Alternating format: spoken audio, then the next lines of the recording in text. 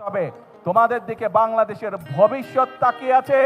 বাস মাননীয় প্রধানমন্ত্রী সাবাস। ছাত্রদেরকে ছাত্রীদেরকে আগামী দিনের ফিউচার বললেন, আগামী দিনের ভবিষ্যৎ বললেন। বর্তমান জনমানুষের গণমানুষের প্রধানমন্ত্রী, বাংলাদেশকে যিনি অনেক দূর নিয়ে যেতে চান, সে আর কেউ নয়, বাংলাদেশের বর্তমান প্রধানমন্ত্রী জনাব তারেক রহমান। ছাত্রছাত্রীদেরকে আগামী দিনের ফিউচার বললেন। আমি আগেই বলছি, এই সরকার এমন কিছু করতে যাচ্ছে, এমন কিছু করতে চাচ্ছে যেটা আগে পরে কোনো গভর্নমেন্ট কখনো কোনো দিন করার সাহসও করেনি। হ্যালো এভরিওয়ান, আসসালামু আলাইকুম। শিমুল আছি আপনাদের সঙ্গে। আজকে বাংলাদেশে একটা বিরল ঘটনা ঘটে গেছে, তো অনেকে জানেন না।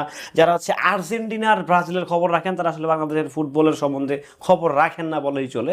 সো আজকে মাননীয় প্রধানমন্ত্রী কোনো একটা জায়গায়, ঢাকাতেই কোনো একটা জায়গায় হচ্ছে উনি খেলা দেখতেছেন। বাংলাদেশেরই তরুণীরা হচ্ছে একটা ফুটবল খেলার আয়োজন করেছেন। সেখানে চিফ গেস্ট ছিলেন হচ্ছে আমাদের বাংলাদেশের গণপ্রজাতন্ত্রী বাংলাদেশ সরকারের প্রধানমন্ত্রী, সেখানে ক্রীড়ামন্ত্রীও ছিলেন। তো সব কিছু মিলিয়ে যখন উনি মাইকটা হাতে পেলেন, তখন মিডিয়াদেরকে, যারা হচ্ছে খবর প্রচার করেন, যেন ঢালাওভাবে, যেন মানে একদম তাদের বর্তমান তরুণদের, বর্তমান যারা তরুণী আছে, যারা হচ্ছে আগামী দিনের বাংলাদেশের ফিউচার, তাদের নিউজগুলো বা বাংলাদেশের এই স্পোর্টস থেকে শুরু করে যেগুলো বাংলাদেশে ভালো কাজ হয়, সেগুলো যেন লাইমলাইট অর্থাৎ ফ্রন্ট পেজে যেন ফোকাস পায়, এবার যেন শোভা পায়, সেটাই কিন্তু আজকে প্রধানমন্ত্রী বলে দিয়েছেন। আগেই বলছি, এই প্রধানমন্ত্রী বিশেষ করে তরুণদেরকে সবচেয়ে বেশি প্রাধান্য দিতে যাচ্ছে।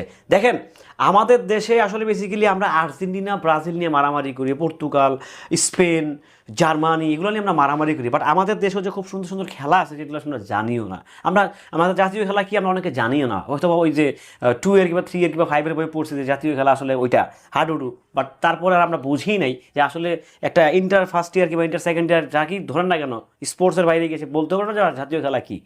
ঠিক আছে, তো সেই জায়গা থেকে আমাদের বর্তমান সরকার এই বিশেষ করে স্পোর্টসের দিকে অনেকটাই নজর দিচ্ছে, অনেকটাই খেয়াল রাখতেছে। কারণ ভাই, স্বাভাবিক দিন শেষে যখন একটা স্পোর্টস, যেটা ফুটবল হোক, ক্রিকেট হোক, ভলিবল হোক, হকি হোক, হাডুডু হোক, কাবাডি হোক, হোয়াট এভার দ্যাট, যেটাই হোক না কেন, যদি এগিয়ে যায়, এটা দিন শেষে বাংলাদেশের জন্য সুনাম বয়ে নিয়ে আসবে।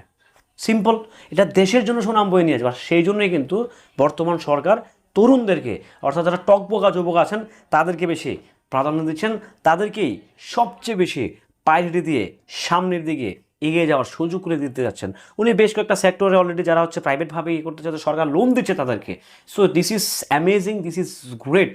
আসলে এই সরকারটা আসলে অন্যরকম, মানে জনবান্ধব সরকার। তো জনবান্ধব সরকার যেহেতু জনগণের প্রতি কমিটমেন্টবদ্ধ, ওয়াদাবদ্ধ হয়ে আসছে ক্ষমতায়, সো জনগণের যে চাহিদাগুলো, তাদের কমিটমেন্ট ছিল, সেগুলো একের পর এক ফুলফিল আপ করতেছে। নিঃসন্দেহে এটা আউটস্ট্যান্ডিং, এটা একটা দুর্দান্ত কাজ করতেছে বর্তমান সরকার। সো এটা নিয়ে আসলে আমার চুল পরিমাণ দ্বিমত নাই। সো এই যে তরুণদেরকে যে বারবার উৎসাহ দিচ্ছে প্রধানমন্ত্রী, তরুণদেরকে যে বারবার সামনের দিকে রাখতেছে প্রধানমন্ত্রী, এই ব্যাপারটা আপনারা কেমনভাবে দেখছেন, ভিডিওটাতে শেয়ার করে কমেন্ট করে জানিয়ে যাবেন। ভালো থাকবেন, সুস্থ থাকবেন। আল্লাহ হাফেজ।